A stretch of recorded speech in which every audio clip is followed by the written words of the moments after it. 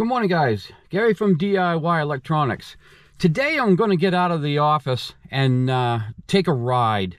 And this is going to be a non-electronic video, but it's going to be mechanical of sorts.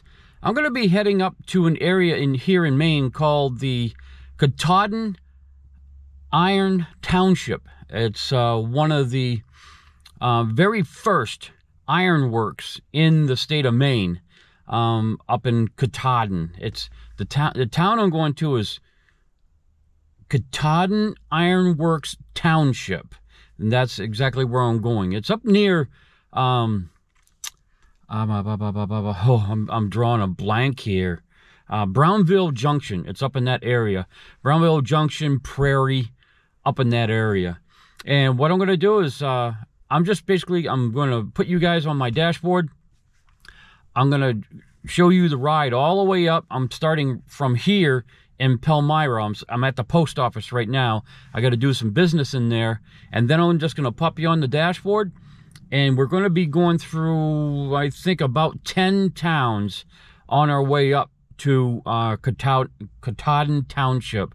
And then once we get to Katahdin Township, I'm going to walk around and show you the ironworks and explain where they got the pyrrhotite or pyrrhotite from. That's what they melt down to make the iron ore. They also use limestone, and they also made their own charcoal right there on site. The pumps to run the furnace was done through a water mill type thing, and all of those buildings are gone, but I'll walk you through the whole process up there. I myself have never been there, so this is going to be a first-time experience for me too. I've just read about it on the State of Maine website.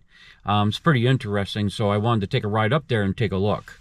So anyways, the towns that, if you're interested, and I'm going to try to I'm going to have you listening to talk radio all the way up. I don't know if talk radio is copywritten or not. I'm sure YouTube's going to let me know. But I'm just going to listen to talk radio all the way up. It's about an hour and a half drive. And so I'm going to be leaving here from Palmyra. Then we'll be going to Newport. Then we're going to be going to Corrina. Then we're going to be going to Dexter. Then we'll be in Garland. Then we'll be in Dover-Foxcroft. Then we'll be in Sebec. Then we'll be in Milo. Then we'll be in Brownville. Then we'll be in Brownville Junction. Then we'll be in Prairie. Then we will, from Prairie, we'll get up into the Katahdin Ironworks Township. And then from there, I'm going to just walk you through the ironworks and just give you a little tour of it and explanation of how it ran and everything. All right, so I'm going to stop the video here. Going to pop in a fresh battery, get you turned around onto my dashboard, and we're going to head on up to Katahdin Township.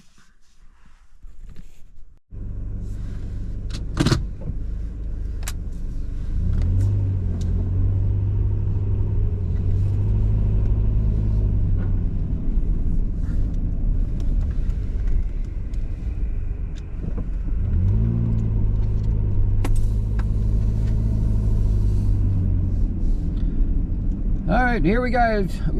Let me try that again. Here we go, guys. I'm just now leaving the Palmyra post office, headed up to Katahdin Township.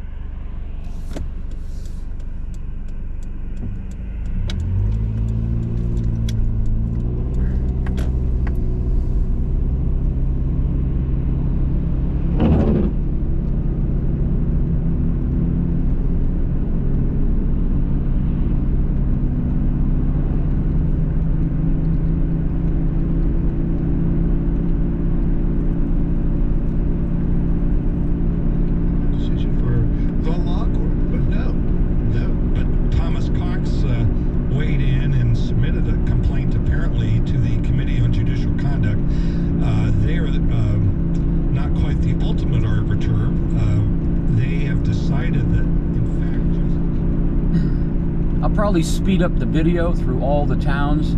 I'll just put a little caption as, you know, as I enter each town. I'll put a little caption on there to tell you what town I'm in. But right now I'm in Palmyra.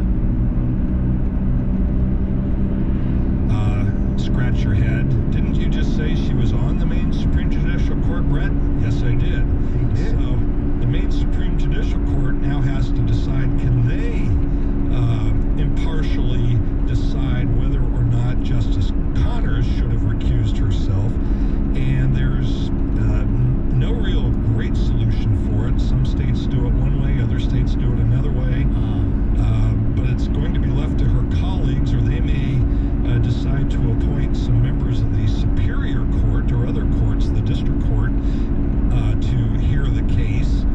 But then you have lower court judges looking at somebody, looking at the conduct of somebody that will be hearing their cases down the road when they're subject to an appeal. So the ultimate arbiter is still up in the air, and we'll be following that down the road. Legal briefs on GHRT with Brett Baber and Jeff Russell of Russell Johnson Bopian in our studio with the case of Maine Supreme Court Justice Katharine Connors facing discipline for being a part of a case that involves someone that she used to represent, even though they were just amicus and they weren't the actual big players in the case.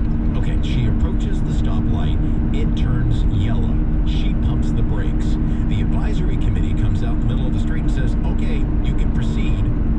Then Cox pipes in. The Committee on Judicial Conduct says, no, you really shouldn't have. We need to review this. But this already came before the Maine. Well, let me ask, did this matter in which Katharine Connors weighed in? Did other members of the Maine Supreme Judicial Court, those that will ultimately hold disciplinary authority over her, were they aware of the case? Oh, the other members of the Supreme Judicial Court were very much aware of the 2017 case, the Pouchard case. They were aware of it. Now, interestingly, can I jump in with a question? Sure. We go down that road, and that is, if the others wearing robes didn't say at some point in time, are you sure you should be here, Katharine? Well, interestingly, the attorneys for the parties in the 2024 litigation didn't raise the issue. Oftentimes, it will be like Trump's lawyers sought to recuse Judge Marchand in New York. Yeah. The lawyers can ask a judge for recusal. That's a little bit of a scary move if you're the lawyer asking for recusal, because if you lose, now you've got a judge which I think will be an interesting challenge in the Trump if it goes further down the road. So, but in this case, We're now coming into the town of Newport. the committee thought it was okay, but as Thomas Cox points out, perhaps Justice Connors didn't share everything with the advisory committee. Well, what's the likelihood that the other 6 wearing the robes at the bench with her are now going to say, when it comes time to mete out any possible discipline, I'll ask this of you, Jeff, what's the likelihood they're really going to slap her on the back of the hand? Well, there's 2 levels to that one. First and foremost, as Brett mentioned, we have to look to some other states because we don't have a really established procedure for this. And my guess is they're going to appoint an independent panel of similar appellate judges to render the punishment against poor Ms. Connors. I also expect that in this particular instance, if you weigh it all and you give it all due consideration, at most, I am hopeful that it will be the admonishment that, let's not do this again. We need to be very careful. So it's not going to be, Justice Connors, we are here to terminate you, yes. Instead. So I'm now turning on to Route 7 North, 11 North. That has an issue, and this is a small state, that they've run across. I mean, Brett, how many issues, if you became a judge tomorrow, you'd be recused from bloody everything because you've been involved in everything. Well, I've been involved in a lot of stuff at the Superior Court level, but I haven't, Justice Connors, when she was an attorney, was always before the Maine Supreme Judicial Court. She was an appellate lawyer. She was one of the top echelon lawyers in the state that you went to. So I know she's represented Central Maine Power, and she obviously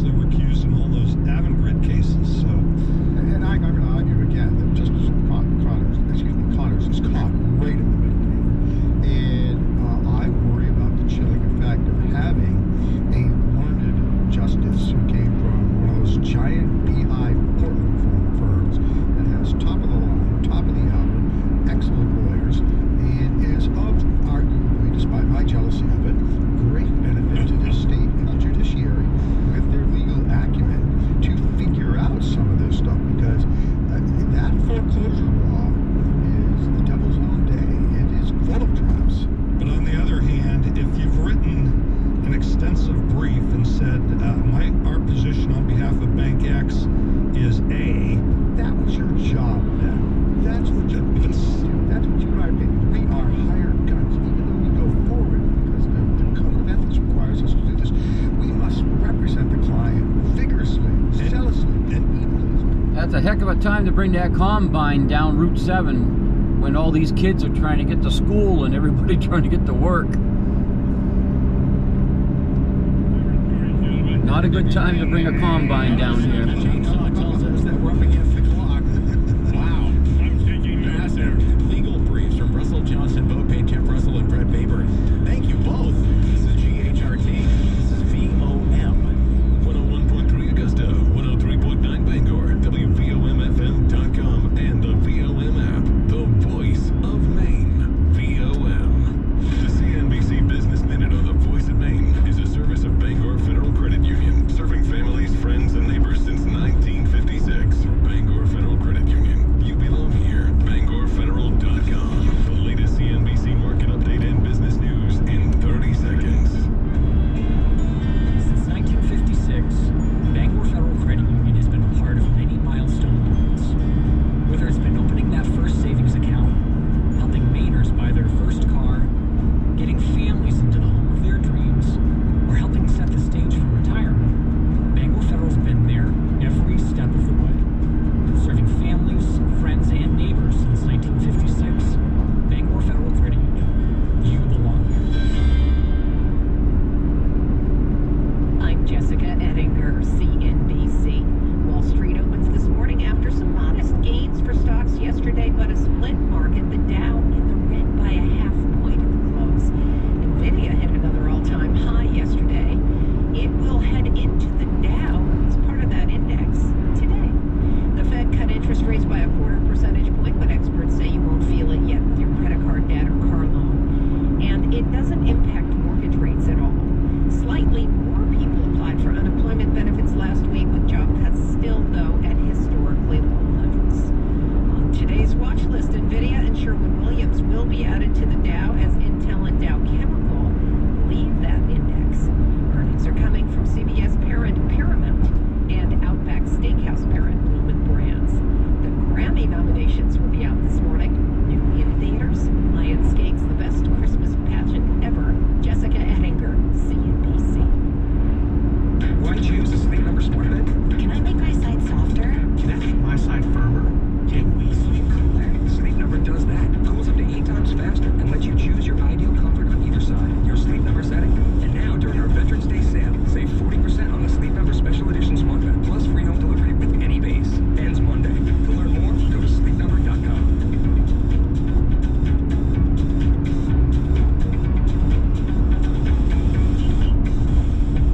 Do you have a special needs child or an older adult in your home? The risk of them leaving the house unnoticed is real and terrifying, but you can protect your loved ones with Vivid Home Security.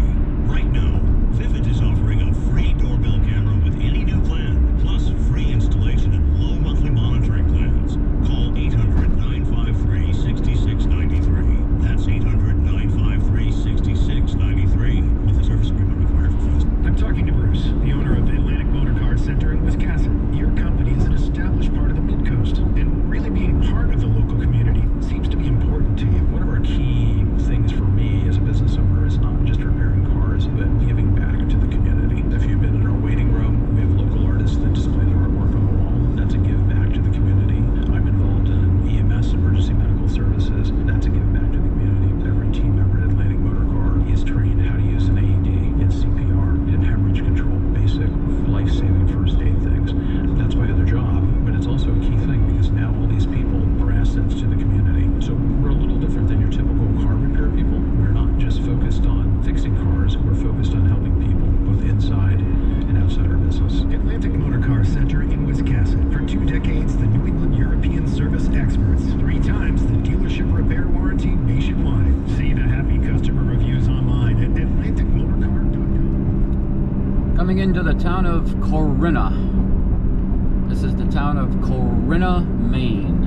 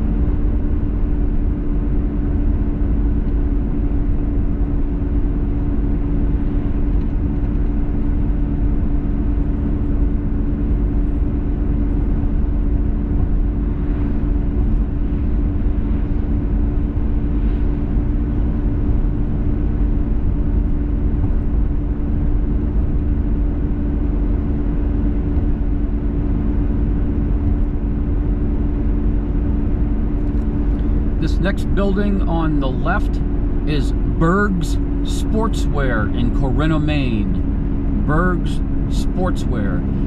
If you guys know Howie Carr, this is where he gets all of his t-shirts and lithograph all made up. Right here at Berg's Sportswear, Corrina, Maine.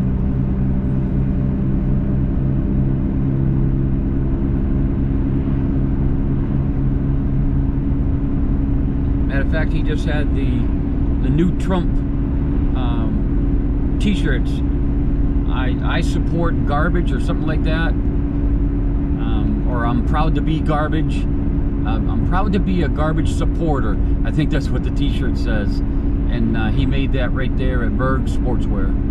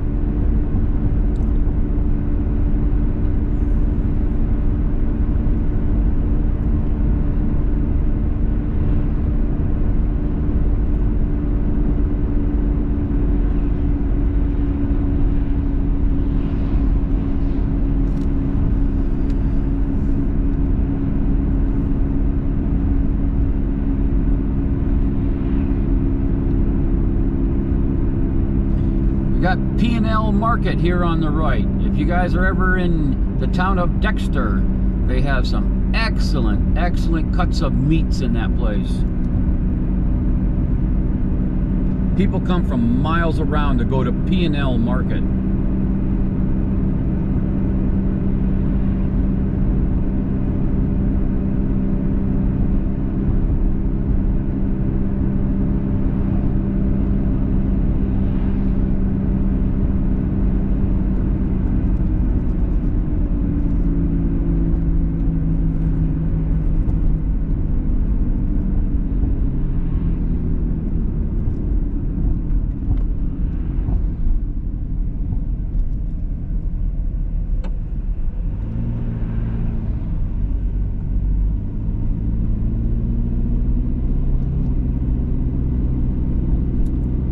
Alright everybody, welcome to the town of Dexter, Maine. Dexter, Maine is the next stop. Well, not stop. Yeah, I'm actually going to stop because I need gas. We're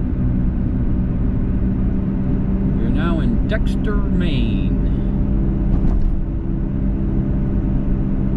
This used to be a booming town back in 60s and 70s when the shoe factory was open. But it's fallen into quite the disrepair town since the shoe factory closed, and the shoe factory's coming up on the left-hand side.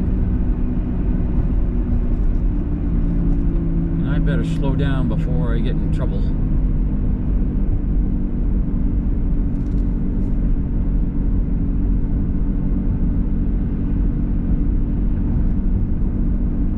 This is part of the old shoe factory right here on the left.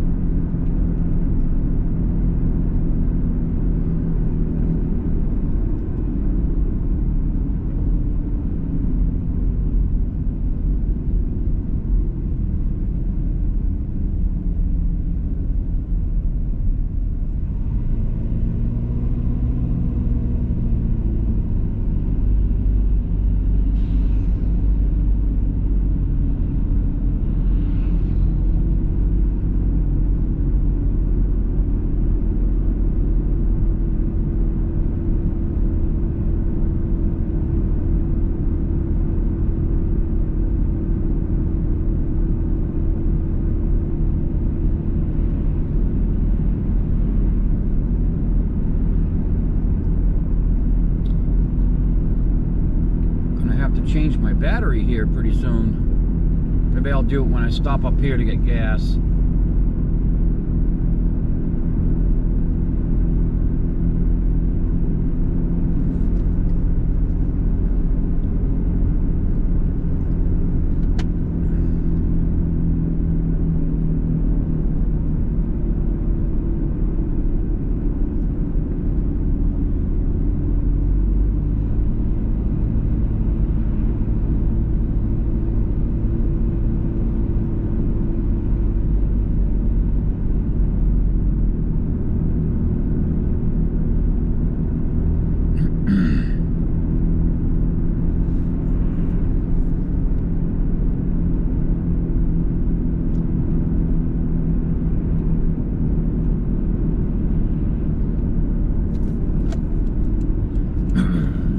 You guys are in charge while I'm getting gas.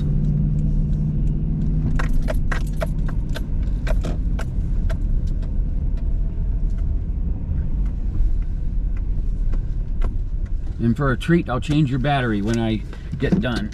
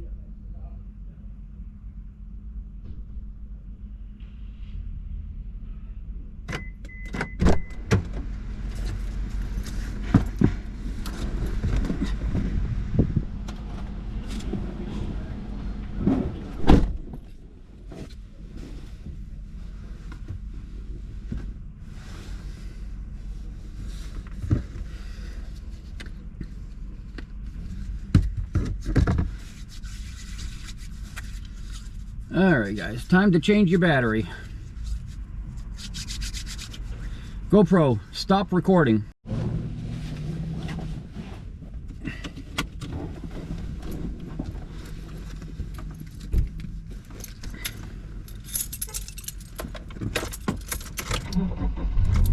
Alright guys, all gassed up. Let's go. So we're still in the town of Dexter.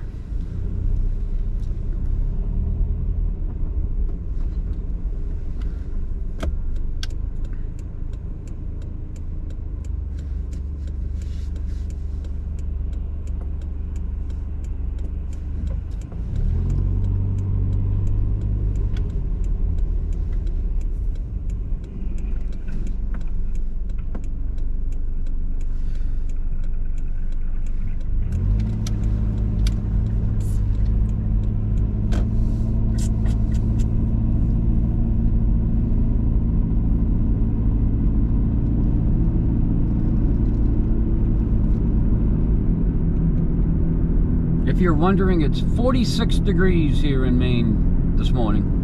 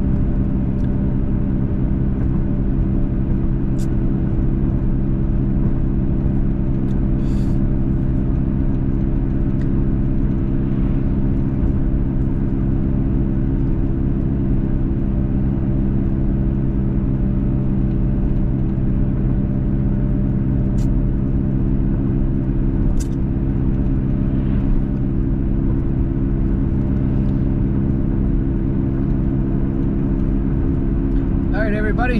We are now in the great town of Garland, Maine. Garland, Maine. And if you ever wanted to own a piece of property, or say you own property in Maine, look up Inch by Inch. I think it's called Inch by Inch Properties, Garland, Maine. And the company here will sell you a 1 inch by 1 inch piece of property in Garland, Maine for like 10 bucks. They'll actually send you a quitclaim deed to that 1 inch by 1 inch piece of land so that you can say you're actually a property owner here in the town of Garland. Actually, I was a little bit preemptive there. We're coming up to the Garland town line now. But if you ever wanted to own a piece of property in Garland, look up Inch by Inch Properties, Garland, Maine. Now we're in Garland.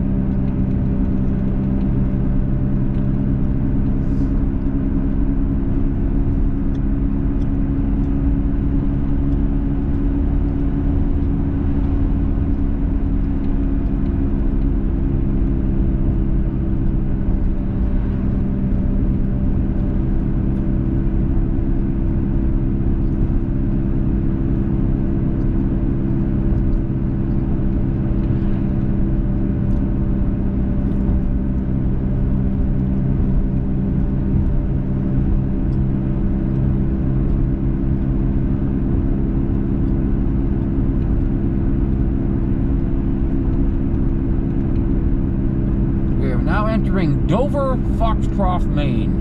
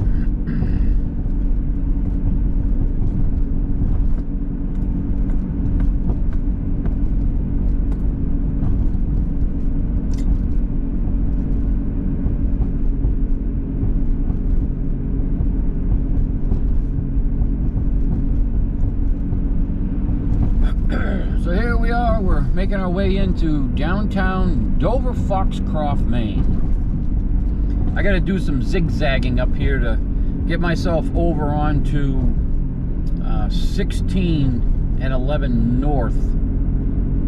It's a couple little zigzags I got to do. But from here you can get to Greenville, Maine, Rockland, Maine. You can get up to Jackman. All points north, really.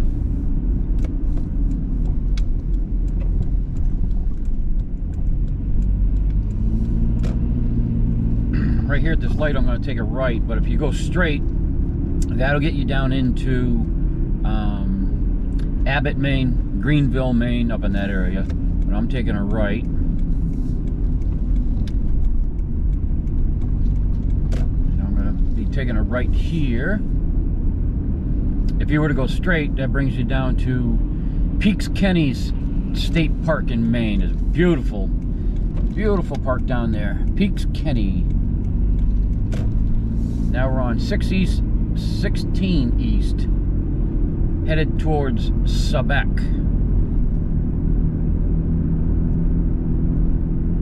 Well, we're still in Dover-Foxcroft. I'll let you know when we get into Sebec.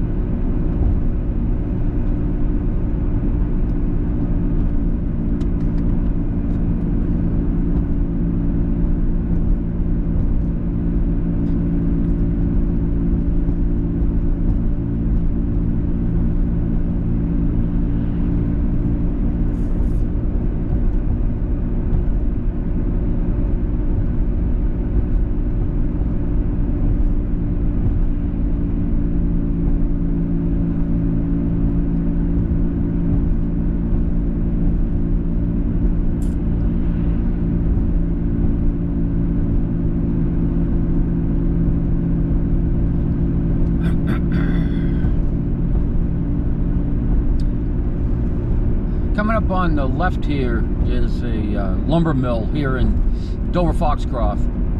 It has one of the world's largest raw lumber gantry cranes in operation. Let's see if it's working today. If you look to the left.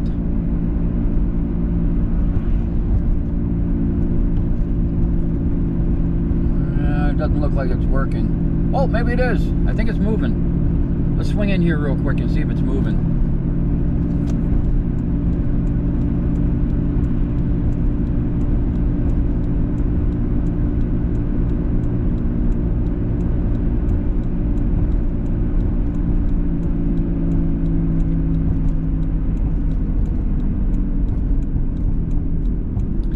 Take a quick swing in and see if it's working.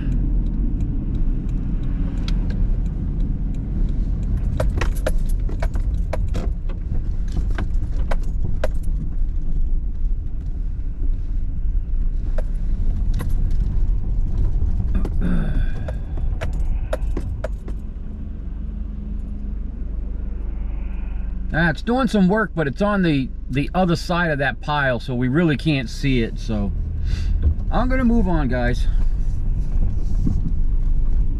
Yeah, it's working on the other side of that pile. You see how big that pile is? That's all pine. That's just a pine lumber yard, you know, 2x4s, 2x6s, so on and so forth. I'm not sure if they do any pressure treating at that mill. I really don't think so. Anyways, let's go.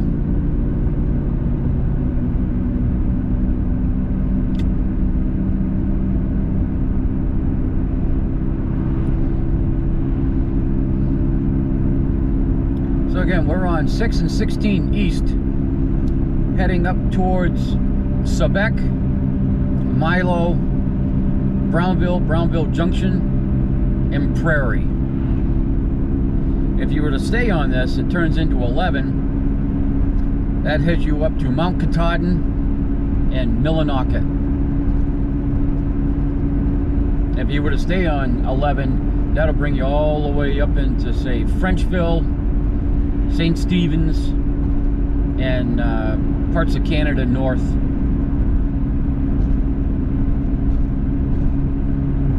That's a video for another day. Beautiful ride up here, though. Beautiful. Especially in the fall. You should see it in the fall. It's just spectacular.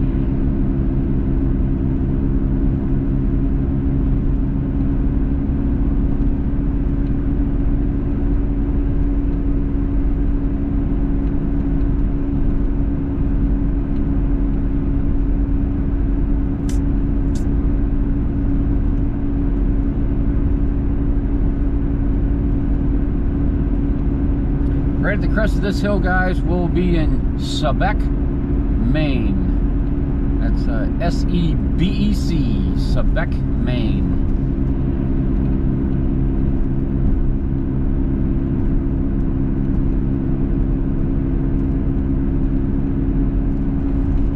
Welcome to Sebec.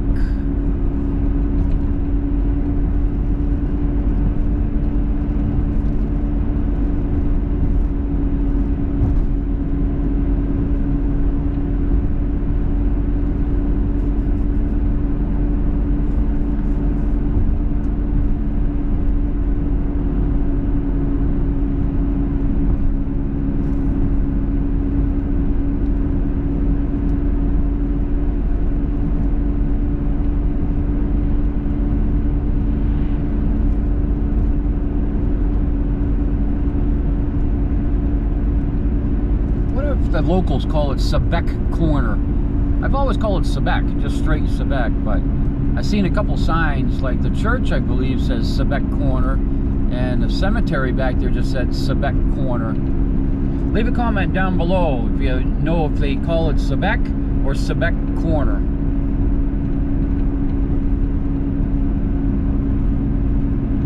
Let's see what the church says. Yeah, it says Sebec Corner.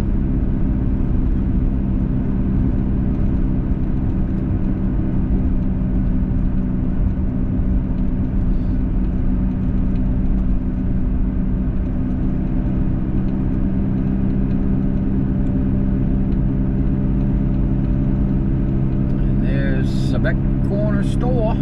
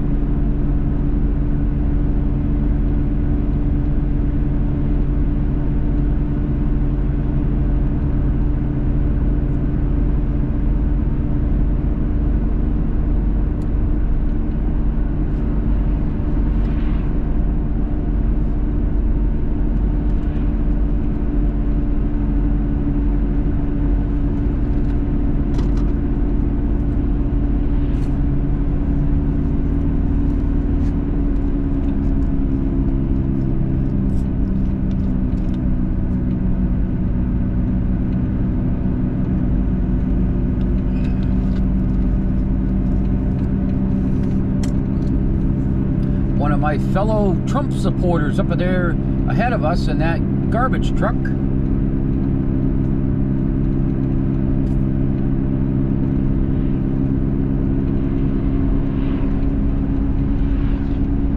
Maybe if he pulls over, I'll go over and shake his hand for his support and thank him for his support.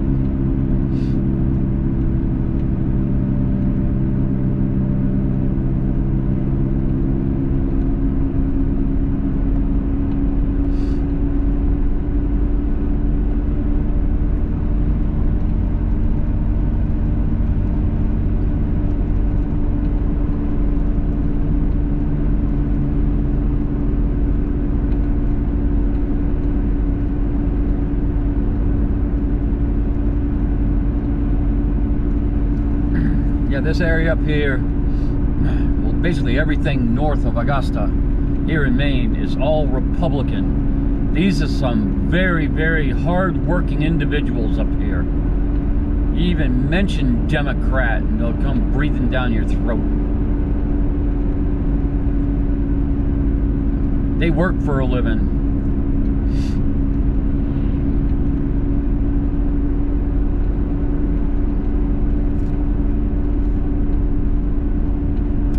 Welcome to the big town of Milo, Maine.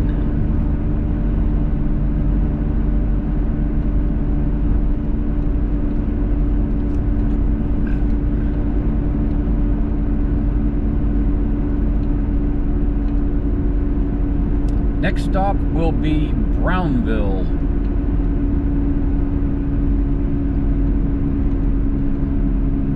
Which, if you rail fans out there up in Brownville Junction, Canadian Pacific has a big yard up there, which this time of year is kind of empty.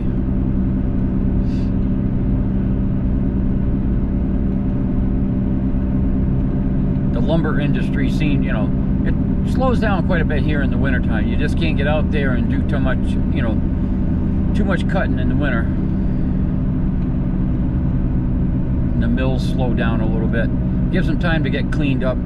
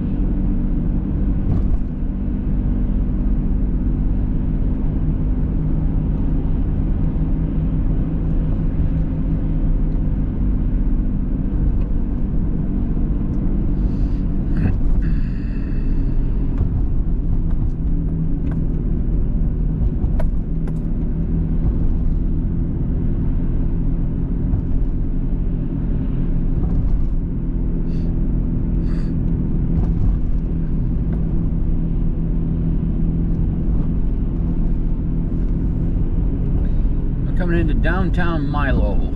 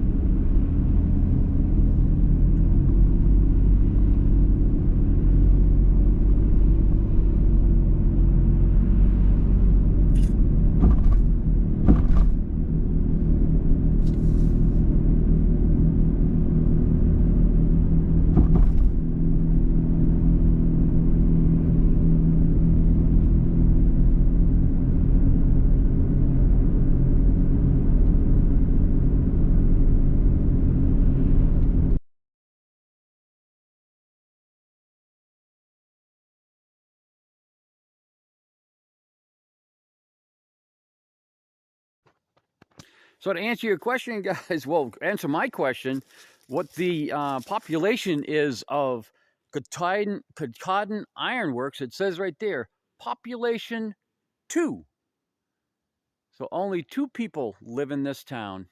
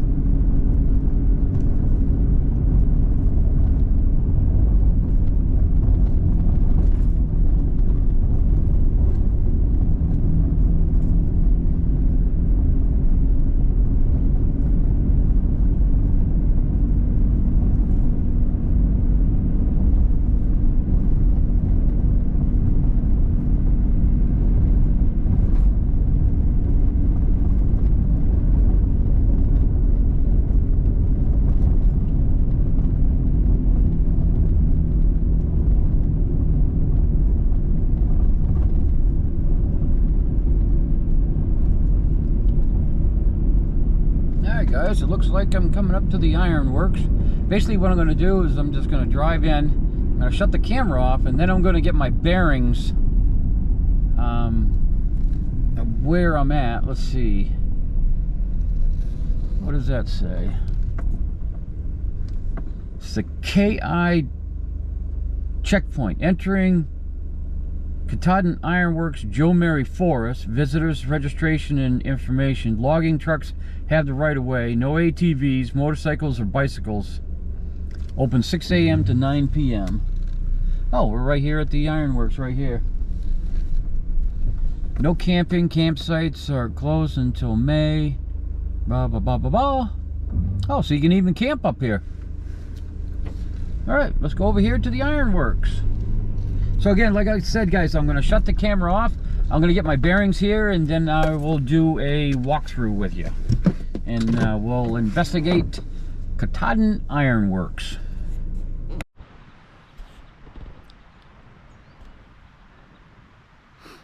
All right, guys. So this is the actual kiln right here, or the, you know, the furnace. Okay, for the you know, the making of the iron. What they did was, let me get to this position over here as you're looking at it. There used to be railroad tracks right here, okay, and it heads out this way. Okay, that's where they would transport the ore out of here. Well, the iron, the big iron ingots.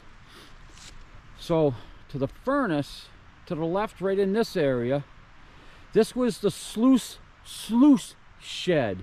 That's where the ore would ooze down out of the furnace and into big ingots that they would have in this shed, and then they were transported somewhere over here and then transported over, and there used to be a big huge building right here. That's where they stored it all, and the trains would come in and pick it up and then head out this direction. All right, so this is the sluice. They call it the sluice shed, or the ingot shed. Let's call it the ingot shed. It's easier to say for me. Okay, right in here. Now up on top, there used to be buildings all up in here. That's where they would pour the limestone, the charcoal, and the pyrrhotite, which is they have to melt it down and turn it into the iron. Okay, and then the charcoal and the limestone would work in the furnace and get rid of all the impurities in the pyrrhotite, and it would float to the top, and it was called slag, and then they would just scoop that slag off of there. Once it got to a level where they could get at it, they used to, you know, scoop all of that slag off of there. I don't know, maybe they put buckets down there or something and got all the slag out of there. The slag, all the impurities, you know, is rocks and all kinds of different metals. Well, not metal, I'm not sure if it's metals or just, you know, basically rocks or any kind of whatever impurities they got in there. But anyways, there used to be two huge buildings on the top of this, and that building would carry across, and then on that hill right back there, that was the basically the shed where they mixed all of the limestone and the charcoal and the pyrrhotite and bring it into the kiln. And of course, this is one of the, you know, just one of the foundations. Okay, because I'm sure they had all kinds of workers down in here and whatnot, and but basically it went in the top up there and came out down there. Now I'm going to show you also back here. This goes in quite a ways, but this is private property. I can't get back here, but this is built up right here. There used to be buildings on top of this hill, and then there was like a what do you call it, like a skywalk going across here. That way they could get wagons in underneath right here to deliver the limestone, charcoal, and the pyrrhotite up to the shed to be mixed and then transported across and then thrown into the kiln up here. Now back on this side, Matter of fact, I'm going to go down there. See, this is private property over here, so I can't go any further. And I'll show you after, but right through here in the woods is Pleasant Stream, and that's where they had the water wheel running that would pump the air to feed the furnace. I'm standing on some kind of foundation right here. But anyways, that they had another building here, they call it the bellows building, that would produce the air needed to run the furnace. So it would come out of the bellows right here and come out through this pipe. All right, now let me get down there. I gotta get down there safely here without breaking my butt. Hang on, guys. So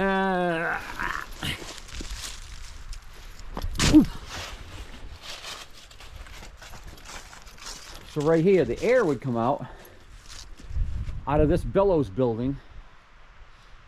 All right, they pump high pressure air into the kiln, and it would enter through this pipe.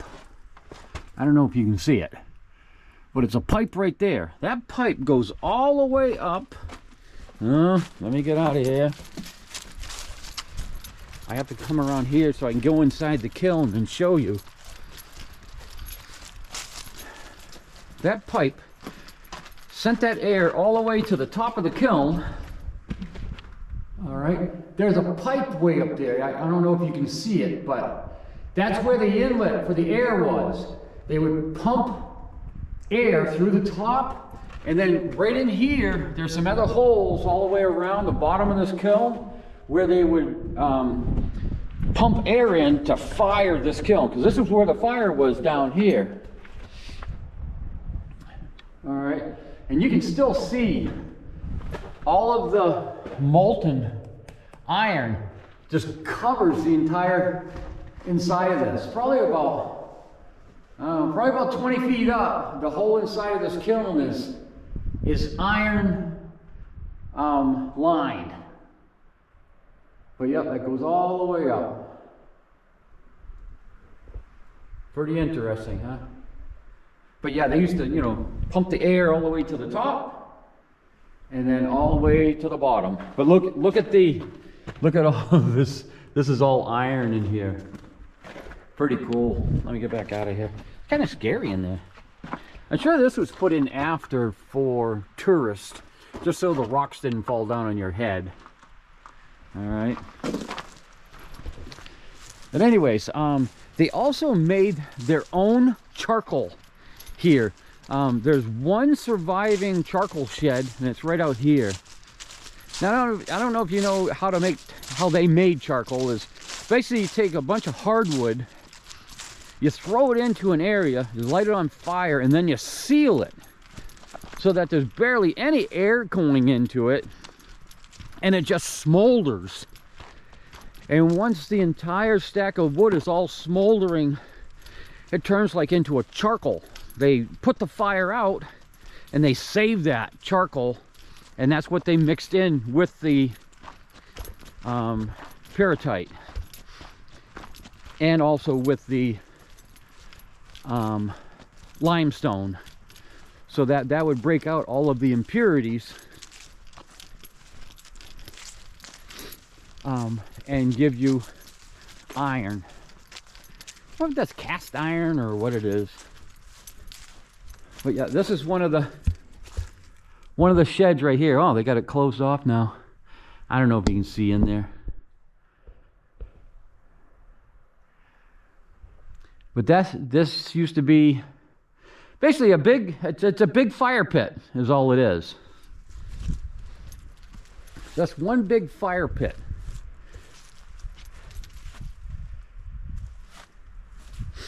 And that's how they made their charcoal. We got over here.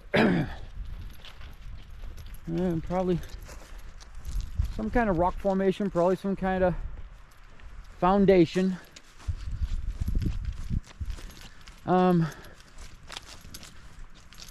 Let's see, this road goes back.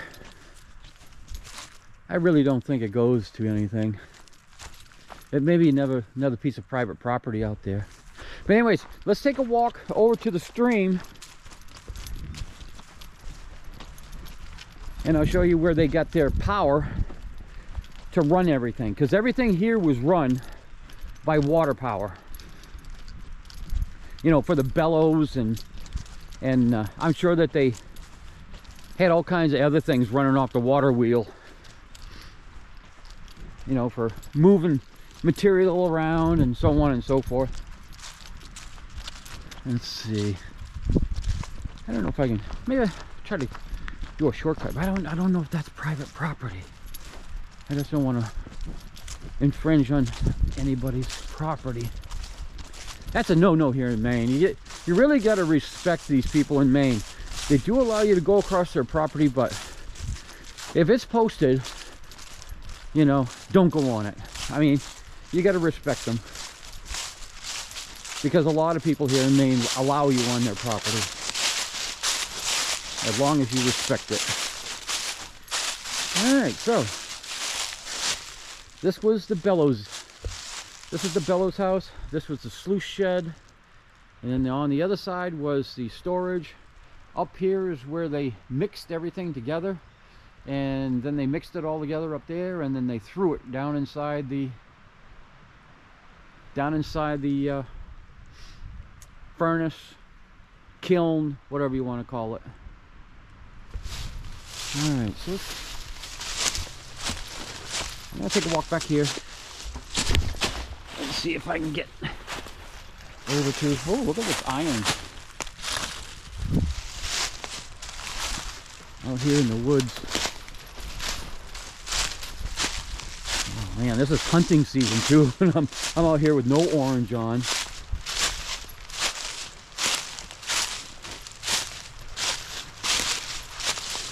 Yeah, see, this is it right here. Back in here was the mill, well, the water mill, and this is where they produced all the power to run the kiln. And you can still see the foundation for it right here. And right out there is a large area where they dug out and they put in the water wheel. I'm going to see if I can get down there and get you a picture of it.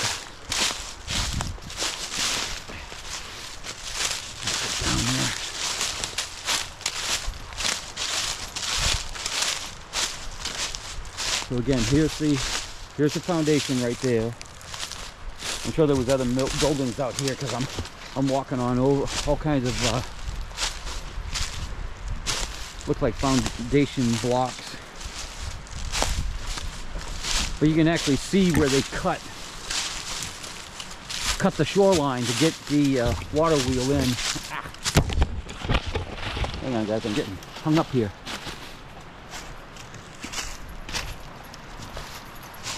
But right here is that building, and then right here is where they cut it in, and they had a large water wheel right out here.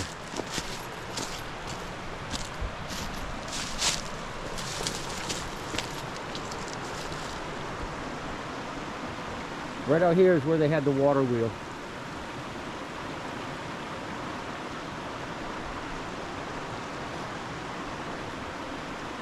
Looks like they may have cut the river up there and brought it around, and this possibly was the water that was actually running the water wheel right here, coming out of that little thing.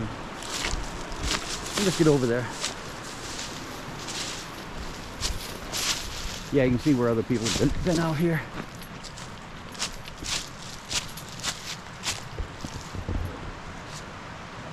Yep, they cut it right around here. Pretty cool, guys, pretty cool.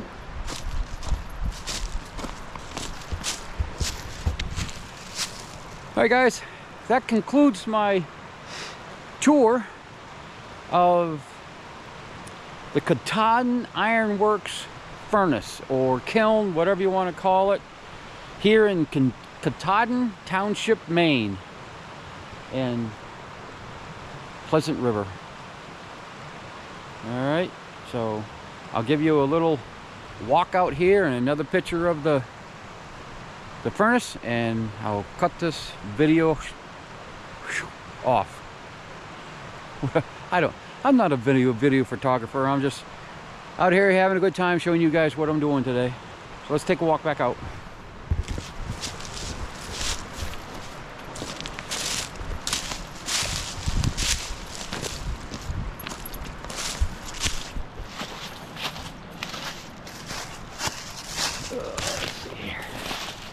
Maybe I should keep on talking so that the hunters out here don't shoot me. Looks like there's an old piece of old metal tubing right here. No, that's a it's a piece of birch. I thought that was tubing, but it's birch. Yep, this is the old building right here. And then they pump that air, or pump the power to run the air bellows. Hang on, guys, I gotta get my way up here. Oh. So this is the power producing house, and they pumped it through right into the bellows house right here. Whoa.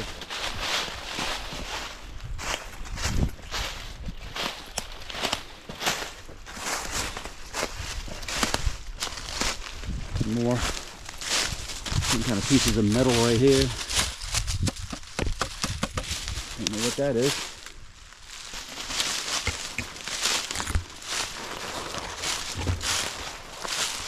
Look at the size of those bolts. I must have held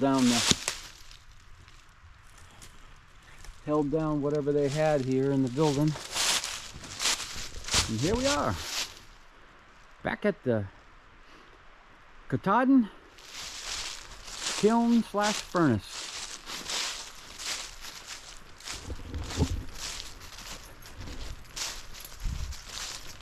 I'll just walk you out here. One of those train tracks follow that road that we came in on. Must have went from through here and down into Brownville.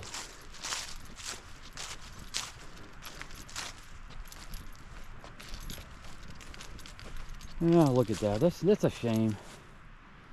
Kids get up here with their cars and they tear it all up. Alright, guys. That's all I got for you.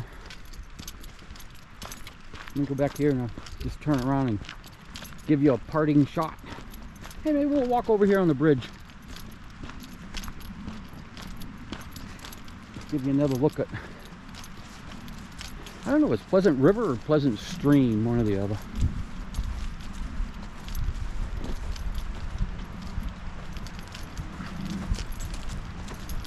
End of the county road right here.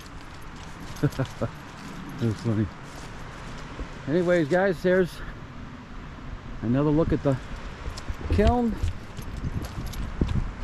Here comes a local yokel.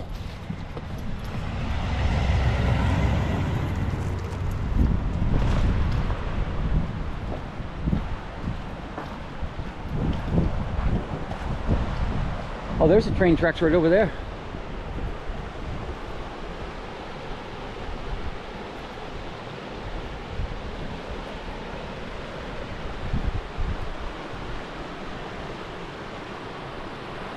Pleasant River, everybody. Pleasant River.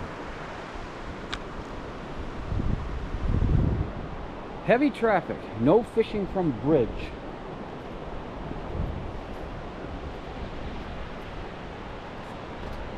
Whoa. I leaned on that. I shouldn't have. Alright. Let me just walk down here a little further. And this is where the ATV trail starts. Let me just see it. I'm going to take some pictures of this just to show you guys.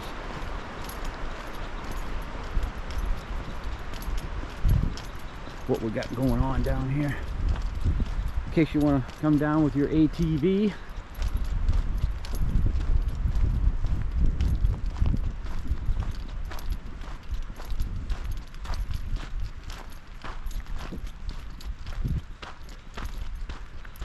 All right, it's Connector Trail ITS 110.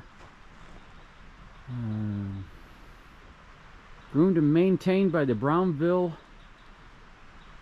Snowmobile Club. Respect landowners, stay on marked trails. You can get the Greenville here. Joe Mary, Motherweather, EB. So this is just a connector trail. It's ITS 110. There's a nice little fixer up there for you. I'm sure it's not for sale.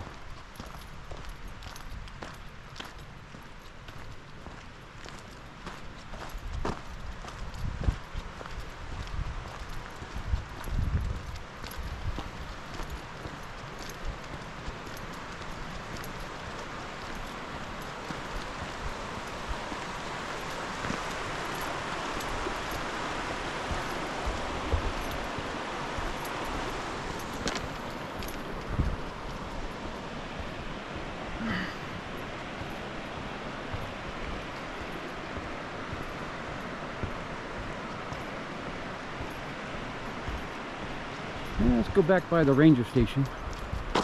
See if those outhouses are usable.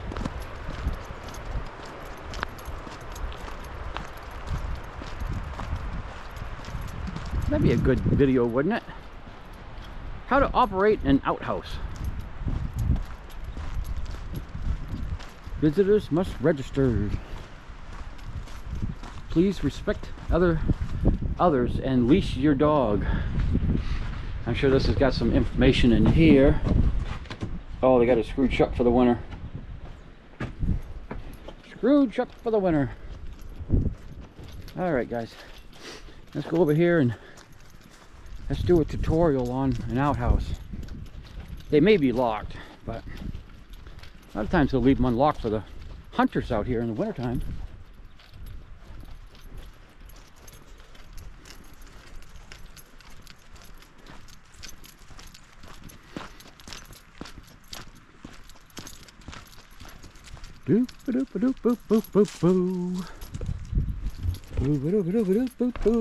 Always check to make sure there's no critters gonna come out at you. All right, come on in, guys. I'll show you how to use this. No, you guys stay out here. You guys stay out here and enjoy the view.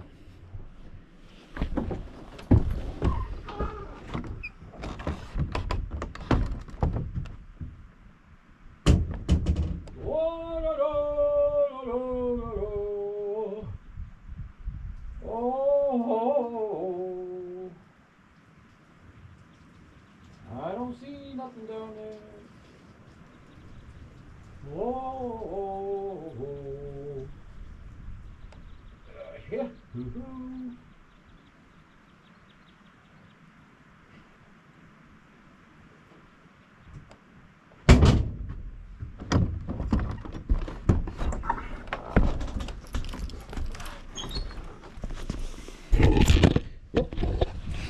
Well, that was a very productive piece of work. It says, close and latch the door when you're done so the door doesn't blow away, and then you'll have to sit where everyone can watch you. Everybody. I can't stand the crowds. I can't stand the crowds here. Something. Make sure you lock it. Let's go over and make sure this one's locked before we leave. Nope, this one was unlocked. Make sure we lock it up. That's too bad. A woodcock thingy down there. Looks like they had some running water out here. Looks like a blue pipe there. Interesting. It's one thing, guys. Every time you come up here to Maine, if you see an unmanned area like this, respect it. Don't be messing with anything. Don't steal anything. You know, it's here for you to enjoy, not to disturb. And if we disturb it too much, we'll lose all the rights to enjoy this kind of stuff. All right, enough said with that. I could talk for hours on that. I had seen some stuff that people from away do up here. It's freaking ridiculous. All right, guys, I'll talk to you later.